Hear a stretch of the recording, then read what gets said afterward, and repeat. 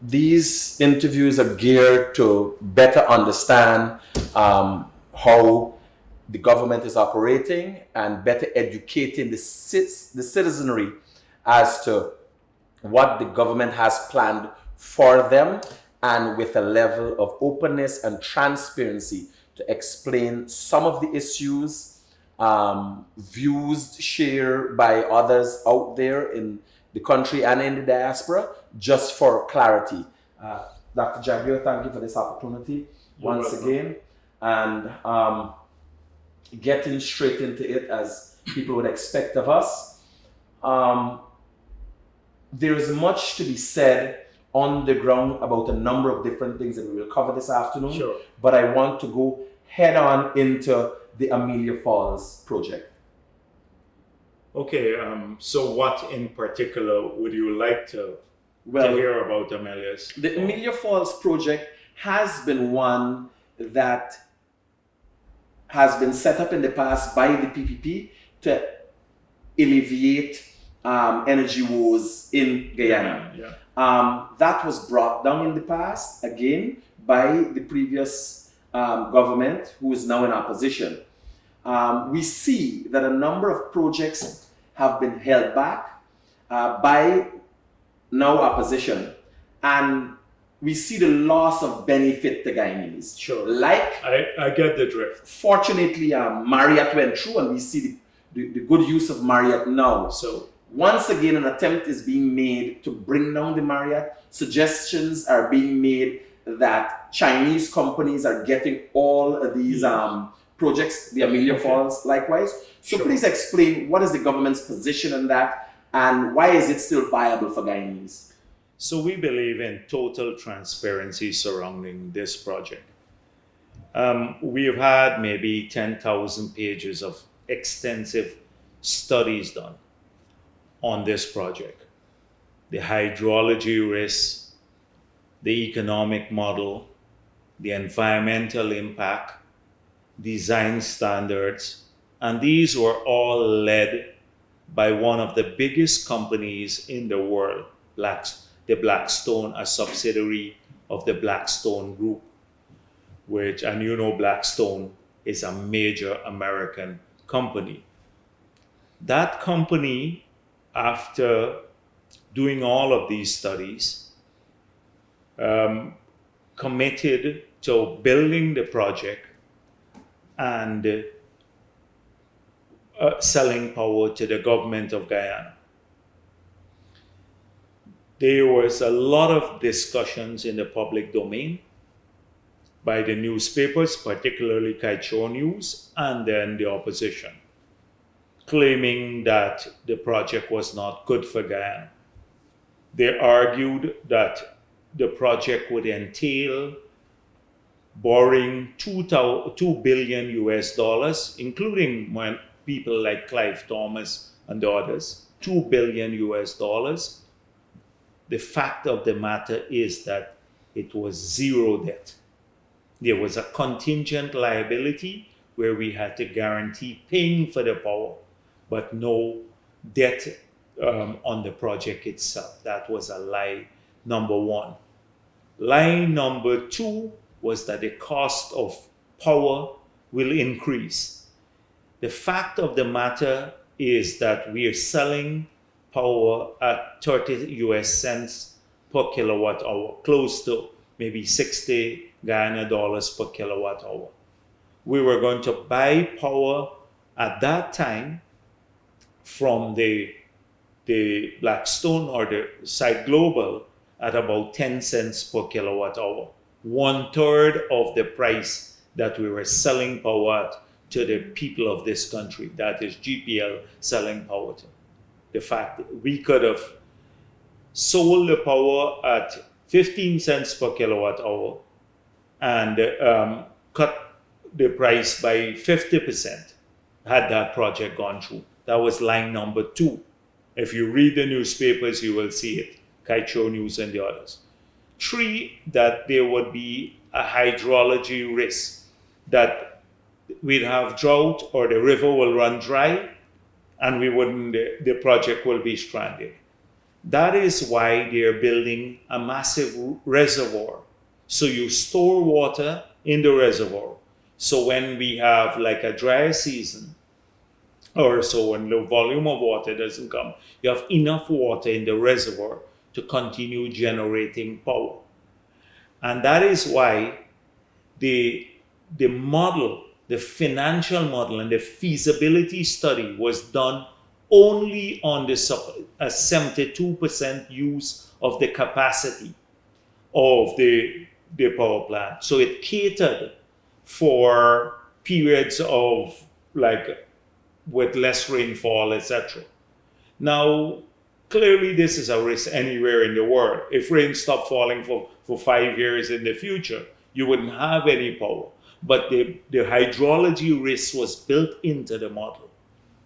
Now, notwithstanding all of that, APNU voted to kill the project, although this was a great project for the country. And we supplied on a flash drive, we tabled all of the studies, we gave it to APNU, we put it in the parliament, total transparency.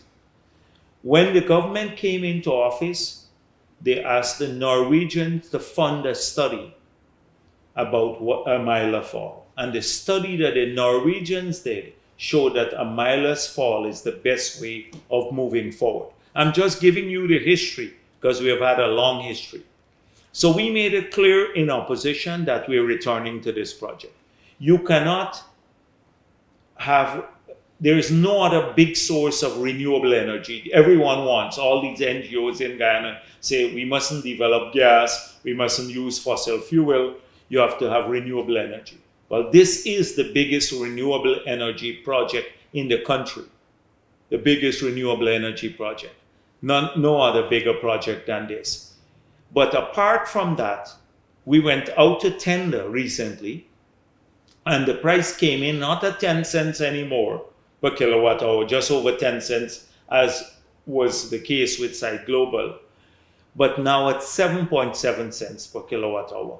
And the good thing is that we don't have to take equity, find $100 million of equity, unlike when the Site Global was developing the proposal. So right now, this is on favorable terms. It was a public tender. You had companies, including Brazilian companies, that bid for this. The Chinese company won the bid. So that's where we are now moving forward. But again, we start, the hydrology risk. I see some people, Kaichou News, talking about hydrology risk. And I'd urge people, yesterday I asked Ashni Singh to put a press release out. Read the press release and you will see the details on the hydrology risk. Now, clearly these naysayers, they will never do anything to develop a major project. I see Christopher Ram, the same person who was questioning the Marriott project that you see liming around the Marriott conveniently now. He's a specialist on the hydro now again. And you know what this all came? None of them were talking about the hydrology risk, but at the energy conference, which by the way, we did not arrange. It was privately arranged and the APNU and the others wanted a free ticket. We couldn't supply the ticket. It's a privately arranged energy conference. The government contributed in terms of attendance and participation because we wanted to project a bigger image of Guyana and to bring more opportunities here, start highlighting our policy initiatives. But APNU been criticizing us for not inviting them to the conference. It's not funded by us. But at that conference, Brassington gave a detailed presentation and he mentioned the hydrology risk. We're not in the business of hiding things from our people. And it's something that we have to accommodate. So now suddenly, this is a big problem, again, with that project. This project is vital for Guyana. It's part of the energy mix of the future. 250 megawatts coming from the gas power plant, about 35 megawatts through solar, 165 from the hydro. These would all allow us combined to cut our emission level by 70% and yet reduce electricity price to our people and the business by 50%. That's half of what they're paying now. That is what we're working on. We don't have to take, there is no loan for this project. There is no commitment except that to buy power from the company that is developing the project. Now, talking about other Chinese projects, the bridge was tendered to. We had companies that are non-Chinese companies. Any company could have tendered for the project. We have not, but people ask me about Chinese projects and stuff. Since the PPP government came into office, we did not take a 1 cent of debt. We have not contracted a single loan from the Chinese government. Although floated out there, you hear, oh, $1.5 billion of loan. We took a big loan from China. It's not true. It's absolutely not true. And I'm saying this here on public television. The technical people can dispute this in finance. They know about the loans that we have contracted. So on Amila, it's good for Ghana. We're not going to allow these naysayers. They were never pleased with anything. As we discussed the last time, they were not pleased with the Hope Canal. They were not pleased with the Berbice Bridge. They were not pleased with the new airport. They were not pleased with the Marriott. They were not pleased with the stadium. They were not pleased with the convention center. You remember, they were all opposed to many of these things. They will continue to be opposed to these things, but what do? We made a pledge to the people of this country, and we intend to keep that pledge, which is reliable, cheap power. And we're forging ahead with this. Dr. Jagdeo, one of the things being touted now by the opposition, it seems that they pulled conveniently from a USAID report speaking to shared governance. And the opposition seems to have gotten a change of heart and have an interest in shared governance, sending mixed signals about shared governance, and specifically extracting parts of that report that would suggest the Americans are pushing for shared governance. Yes. Have you seen that report, and can you speak to that and what exactly the opposition is saying? Now, the USAID report is not saying anything that we have not said publicly about inclusive governance. We in the People's Progressive Party have been talking about this. We have lived this. We passed a constitution that promoted inclusive governance through its features. When the parliament was structured very differently at the level of the legislature, we changed that. You'd recall we put in place the 5 Rights Commission, and how you get to sit on one of those commissions. You have to have 2/3 support from the National Assembly. No single party can decide unilaterally who will sit on the 5 Rights Commission. We passed a procurement commission that, again, the two parties the political parties in parliament, or the government and opposition, had to agree to its membership. We put in the constitution 4 standing committees of the parliament, 2 chaired by the government, 2 chaired by the opposition, and then rotated. That was not there before. That includes the opposition in government, at least at the legislative level, to have a say in the management of the country. At the level of the Parliamentary Management Committee, before we made the changes and I signed the new constitution into law, the government decided the parliamentary agenda. Now what happens is that there is a committee, the Parliamentary Management Committee, with equal numbers on both sides, 5 each, and it's chaired by the Speaker. I can go through a long list of other measures that we included in the Constitution to promote inclusive government. That is at that level, to give a greater voice to the opposition. We even, in our last manifesto in 2020, there are 2 things that we said: that we'd have national consultations that we're committed to on a constitutional reform. If the people of this country want power sharing, then we are prepared to discuss it. And to, because we believe, we said we want to search for a model for greater inclusive governance. And that's part of our manifesto. So I'm sure if USAID read our manifesto, they were just repeating what we have in our manifesto, that constitutional reform to look at our governance model. And secondly, to look at also at management of electoral systems. Those were the two major things that we promised, but more so on the governance model. So I don't see anything strange. President Biden calls for inclusive governance, and this is generally the case. We said that before. The US government is not offending us or directing us for doing something that we've already called for generally. We have made it clear. I sat here right with you long before the USAID report or any other report and said that if APNU wants to engage seriously, they have to move away from racism and they have to commit to democracy, because that party has a major problem with democracy. It grew up on a history of stealing elections, and then it tried to do that again. And they're still not committed, I believe, to a democratic country. They would speak the rhetoric of democracy.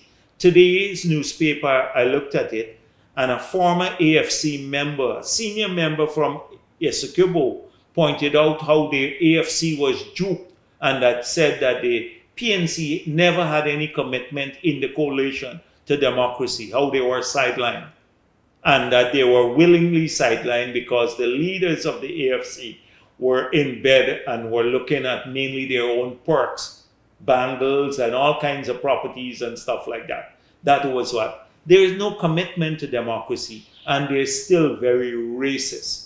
Very, very racist. Every day, that's all they talk about, racism. I saw a program with David Hines and some of the leaders of that party talking about the $250,000 that we gave the sugar workers, for after who were laid off. And they never would for a moment have the decency to say, when I was president too, that when the bauxite workers were laid off, that APNU ran the bauxite industry to the ground, that we gave the workers almost twice as much as their severance pay.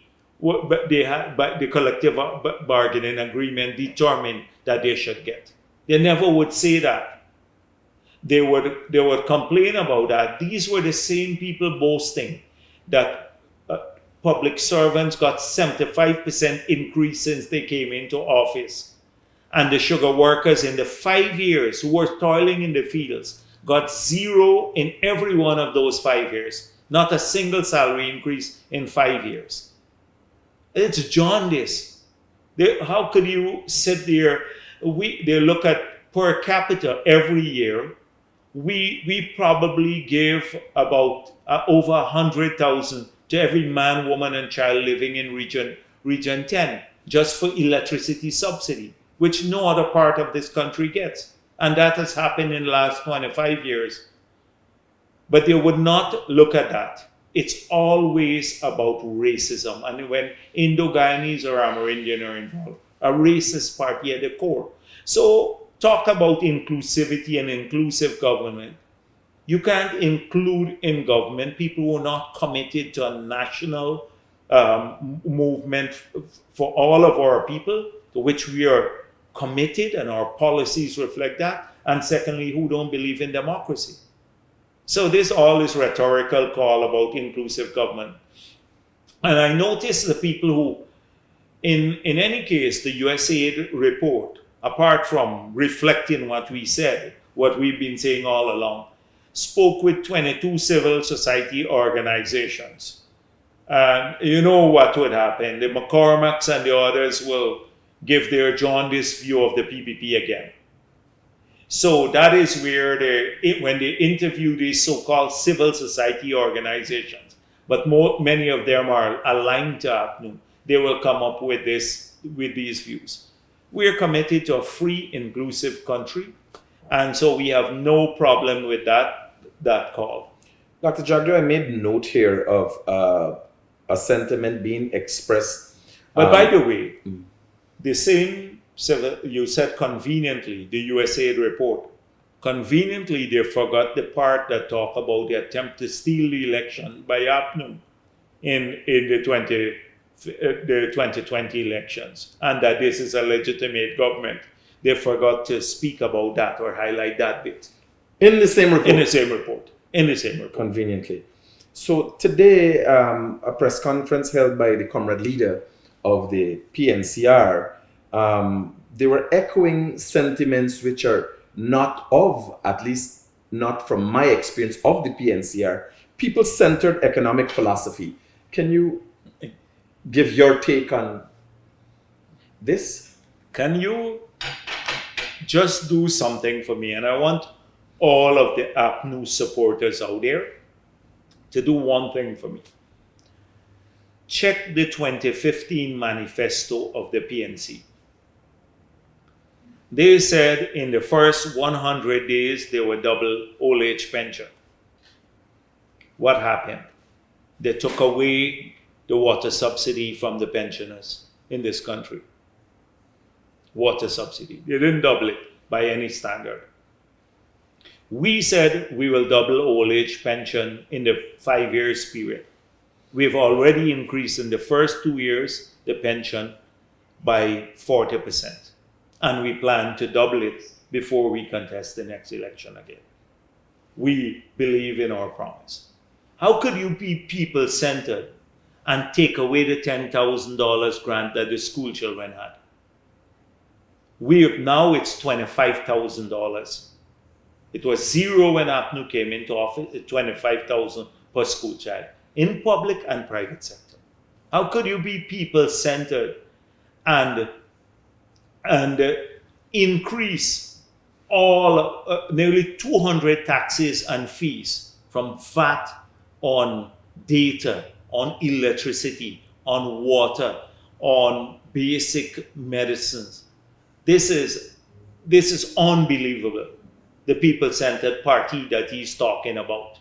We've removed all those taxes so that there's less of a burden. Of course, I acknowledge that the prices have increased because of the global pandemic and the supply chain problems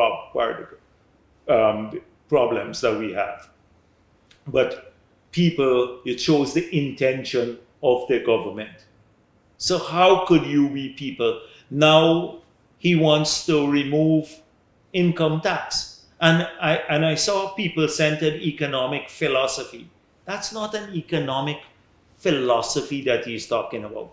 So suddenly he goes off to Linden and say the government is giving all money to everybody, but you're not getting any money.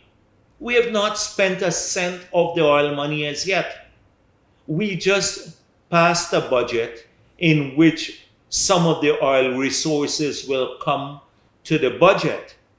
But the transfer has not taken place as yet. We haven't spent a cent of oil money as yet, as of this point in time. But he's already gone to Linden to lie to people to say they're excluded from receiving oil money. And what are we spending the money on?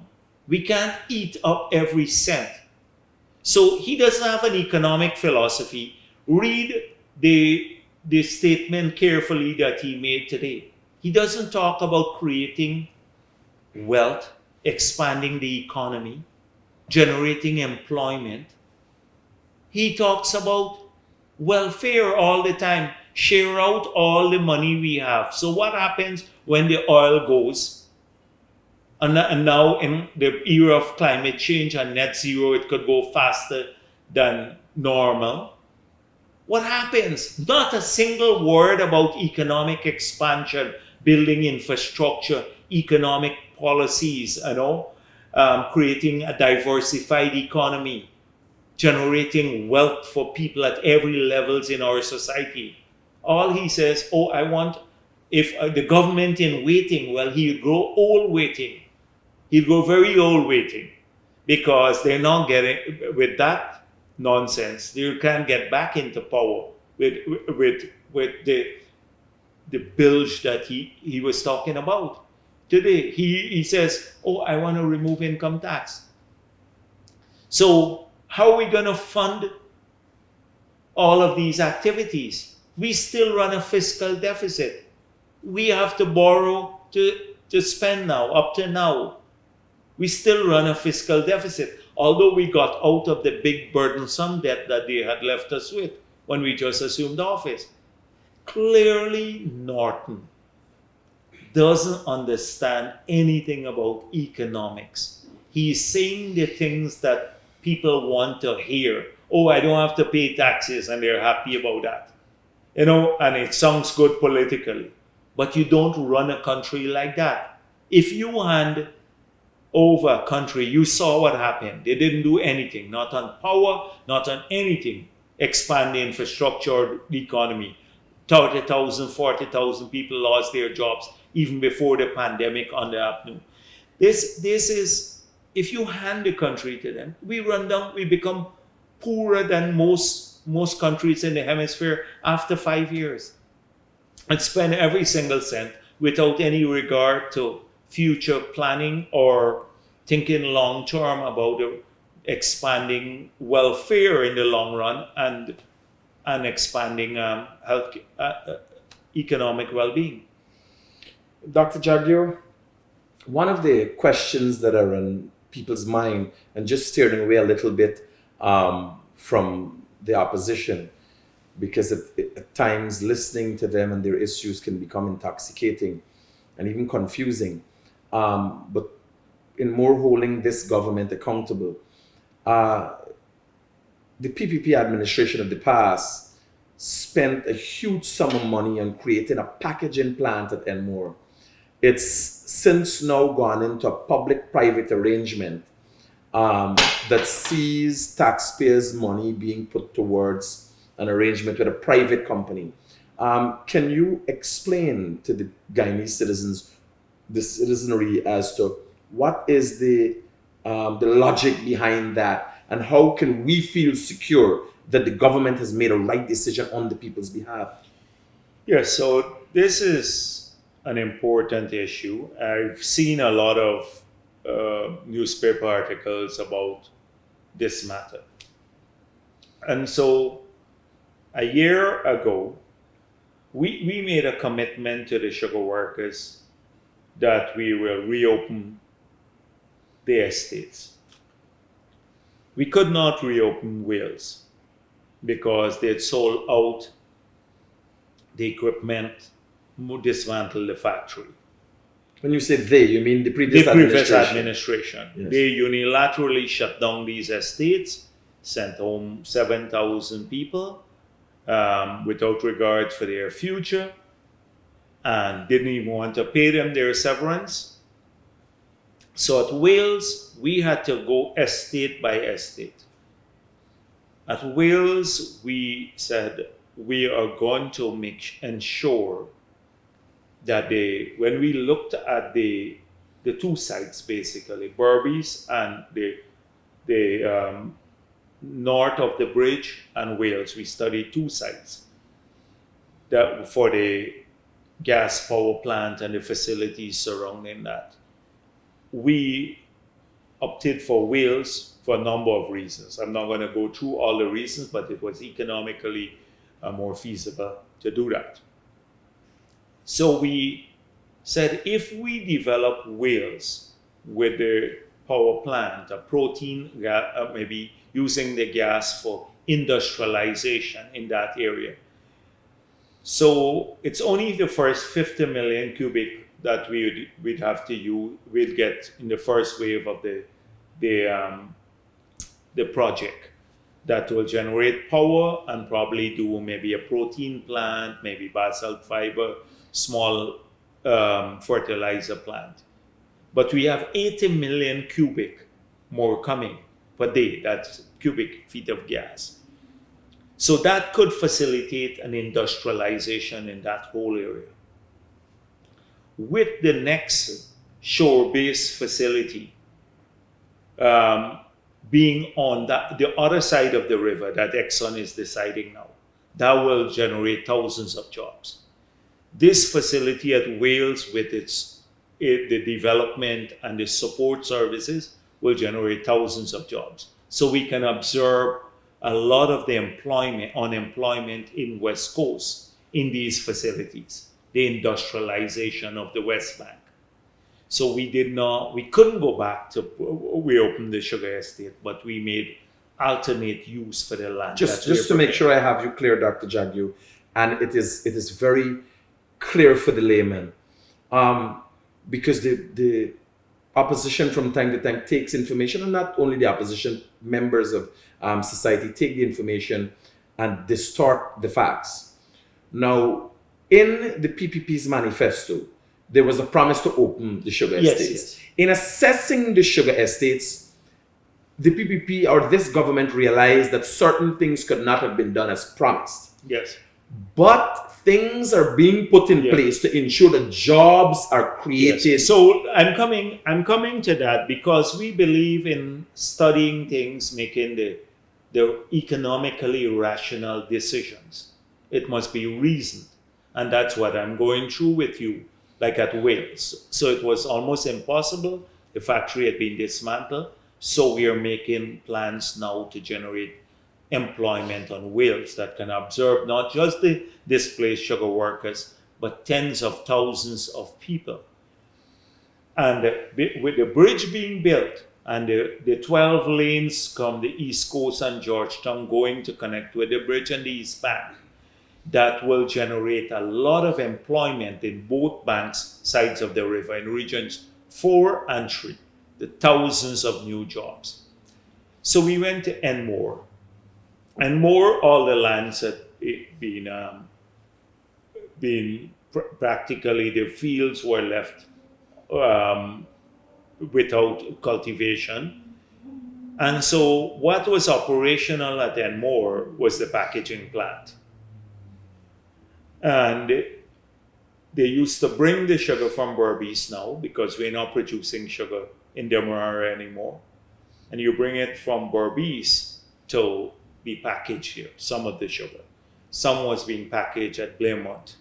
You can package at 2 places.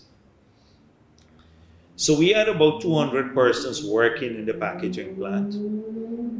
And we lost about another maybe 600-700 jobs from the closure of the estate. So just maybe under 1,000 persons.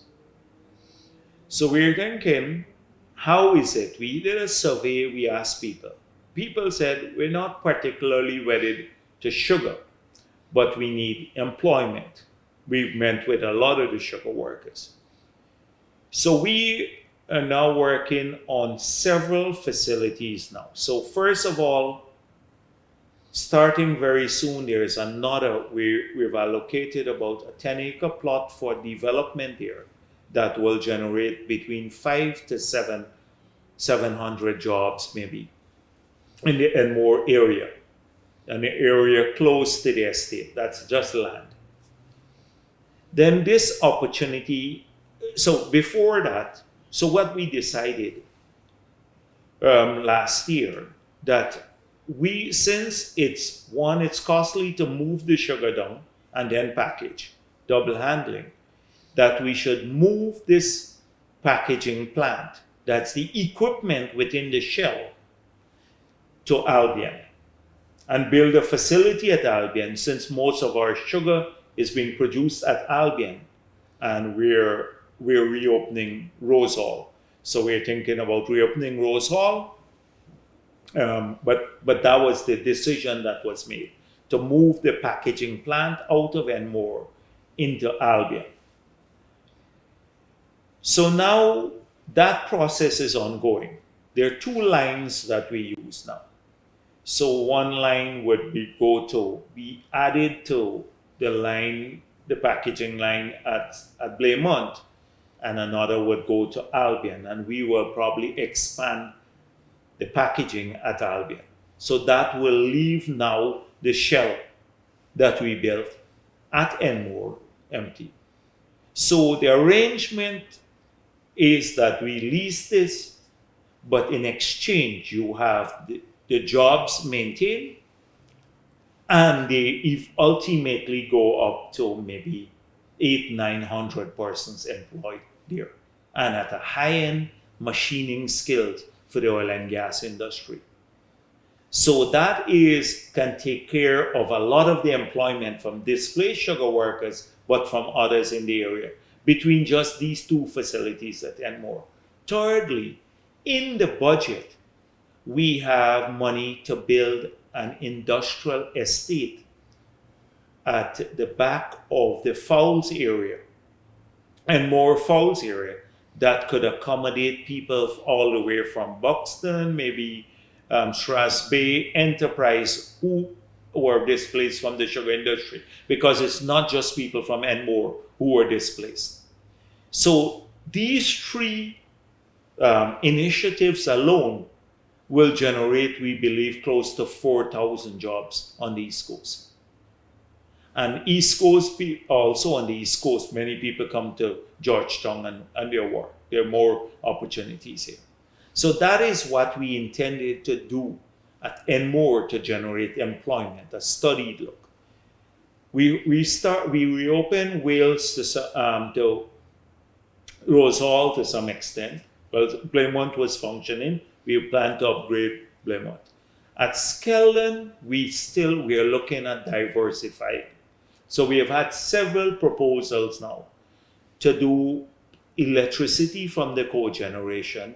We're thinking about some of the hemp, using the hemp legislation to convert some of the land into hemp, aquaculture, going back into sugar a bit, but as maybe in a smaller scale, so we can generate a series of employment opportunities at Skeldon for people who are displaced from the sugar industry. So we are looking at it in many ways, in a more studied way.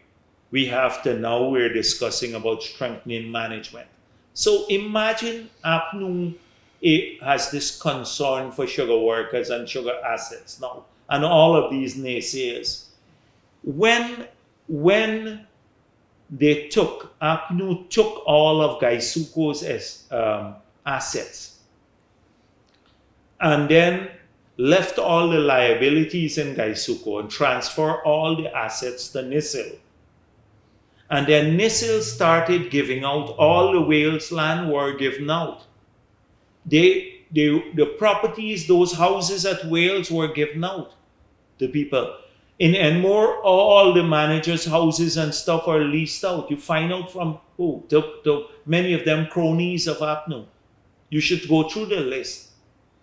In Rose Hall, they were selling out all the equipment for pittance. Functioning articulated tractors were selling for 100,000. They were selling them for 100,000, stripping the assets there. When they sold out all of the Gaisuko assets at Wales through to the scrap metal people for a pittance and a deal that was not publicly tendered. Where were these people who were so concerned about Gaisuko's assets being given up? The rape of the assets, and now suddenly they surface. Again, they're worried about the bond that will remain there, that we're trying to get somebody to go in. But this will not be new. We built a building in Linden, and we're practically giving the building for free in exchange for a person to operate a call center that will generate 200 jobs. It's not unique. It is a model that we made public that we want to do in Essequibo Coast, that we build the shells so that we can co-invest with people to generate jobs in the outlying regions, because it's harder to get jobs for our people there than in regions 3 and 4, because here you have more dynamism because of the oil and gas sector until we can find jobs in these areas. It's not a model that we've been shy about talking about. And we have no apology for trying to generate more employment for people. But suddenly, oh, the conscience of our society, they have to speak out. But they were quiet when APNU was just stripping Gaisuko's assets and selling it to everybody. Dr. Jagdeo, on the point of Linden, you said they're building a facility there. Yeah, it was with the built. hope of Yes. having, will the business community in Linden have the first opportunity, or because most likely For a call center, for a call if center. you need people who have connections with a call center, we have to get the jobs. Whether the jobs come from people from Linden or not, if an investor brings in and generates jobs for 200 persons, we don't care. But the jobs are created the for jobs Lindeners. are created for Lindeners. The jobs are created for Lindeners. We got to do that. And this is not new. When I was president, we built a facility of a similar nature. We had 88 persons working there in 2015. APNU came in and shut down that facility. Over all those people lost their jobs. All those people lost their jobs. This is not anything new. The people of Linden, I see Norton going there and walking around and sharing out these little flyers, lying to people. And you know, they should really, Lindeners should really question what have they ever done except make false promises to them over and over and over again. I can point to things that we have done in that community. They can't, except preach racism.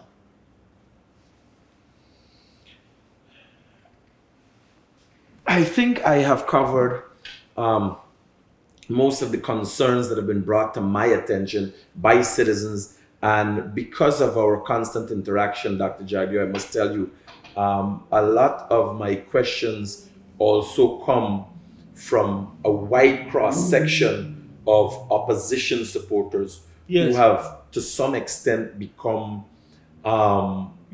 disillusioned with them because of their experience of the last 5 years of Yes. PNC rule.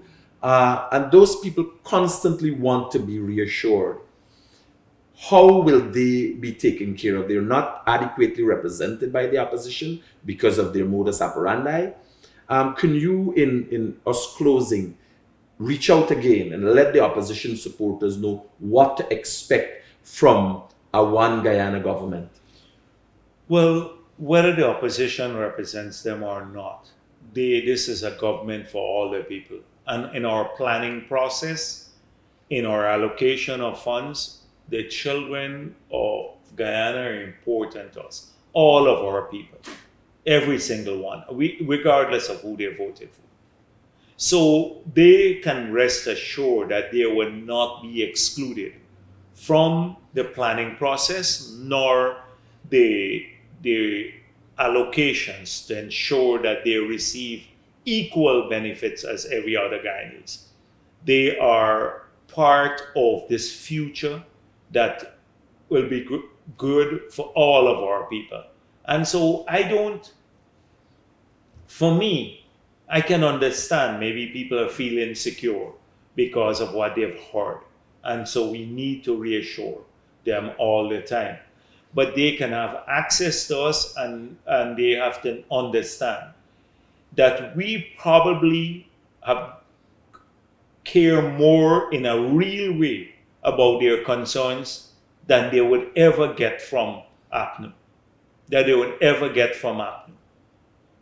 And because of the nature of our party, we promote a lot of business development, but largely we are pro-private sector, largely because we believe you have to expand the cake to divide it and to get each person a bigger share. You can't just say, oh, let's distribute what's there, and when it's done, you don't have anything to distribute. That's the philosophy of APNU. And so we are pro-private sector, but you look at our social agenda. We're now working on building, in our planning process, 7 new hospitals starting this year. 7 new major hospitals starting this year. We're going to upgrade New Amsterdam. We're going to upgrade Linden, upgrading Bartica. We're upgrading West Demerara. We're planning now for 4 major diagnostic centers in each of the 4 hinterland regions so that we can do telemedicine. The best specialists in the world can see people virtually or read their tests virtually in these areas. That's part of the planning we're starting this year. The Gold Scholarship, you see it. Tens of thousands of Ghanaians will now be able to get a tertiary education for free because of this government of every race. We never question which party did you vote for. Ask anyone who applied for the Gold Scholarship whether we ask them how they voted in 2020. You never have that under us because we believe in working for all of Guyana. But one thing we will not do is to allow APNU through reverse psychology, and because they talk about racism all the time, to not treat people who supported us fairly too. That is what I think they want to do that all the time. And a lot of the so-called NGOs, it's a veiled kind of racism that they practice. Look at the typical thing at the EPA.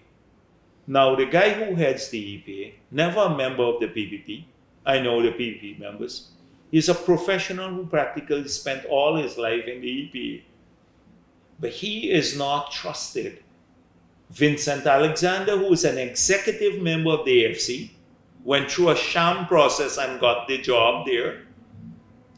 He is seen as, we replaced a good man with a party person. It's not true.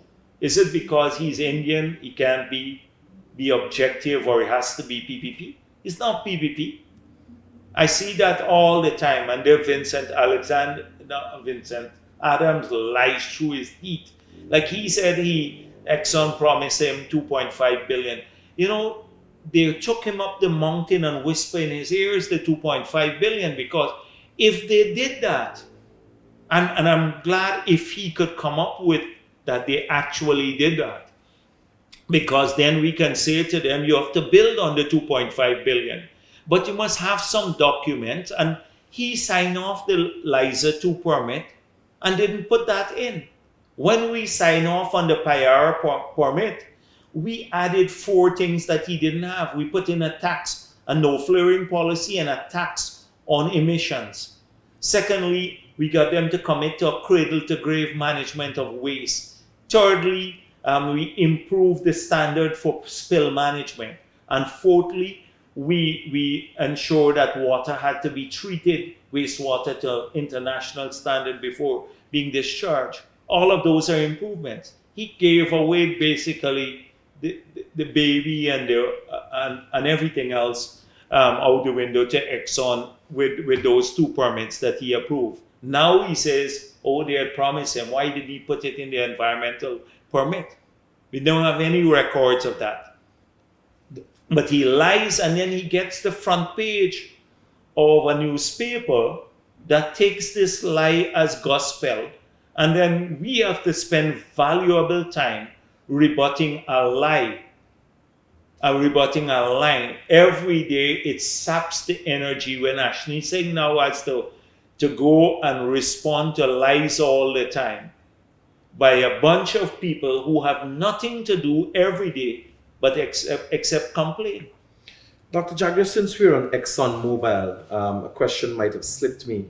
There's a bit of debacle in the public domain about insurances as it results to oil spill. Is the government satisfied as to where we are? Can you explain that? And I saw they said that because I said there would be no insurance, I said that is the subject of discussion as part of the permitting for the Yellowtail project now. That is what I said, that is part of the discussion for the environmental permit to see that we get greater assurances, progressively greater assurances and insurance to cater for a spill should it happen, not that we are hoping it would happen. So that's what I said, and that will be part of the discussion. And when we approve the environmental permit, they will see a full explanation on that. I said that's part of the conversation now. As it relates to new oil contracts, Dr. Jagdeo, are we going to be seeing, because much has been said, and even international organizations, different countries have been expressing sentiments about the hand that we have been dealt, Yes. as much as not was not done by this administration. It was done by an administration of the past. Nonetheless, everyone has accepted we have been dealt an unfair hand. How does your administration, the Ali administration, look at new oil contracts? Yes, but I made it clear at the oil and gas conference and before at press conferences, our position is not a secret one. We said before the elections, we will not renegotiate the contract, but we will seek to get more benefits to Ghana, utilizing the laws of this country and through the energy project. The first thing is that we passed the local content legislation to force more the oil companies to buy goods and services directly from our people, more benefits. That was not there before. APNU didn't do it, although there was lobbying. There was none of that. Now we have a law with penalties. If you don't do it, you have penalties. They force them. Secondly, the gas to energy project. That was a bellwether. Cheaper electricity, cheap gas, because the contract that they agreed to, it's the gas price is there and it's close to world market price, which is high. That price will not be part of the high price will not be part of the supply of the first 50 to million. some extent, renegotiation has happened. Yes, so we are getting more benefits. We're getting more benefits without having to formally be engaged in a dispute because the last government signed it. And that's the sanctity of contracts that we have to have.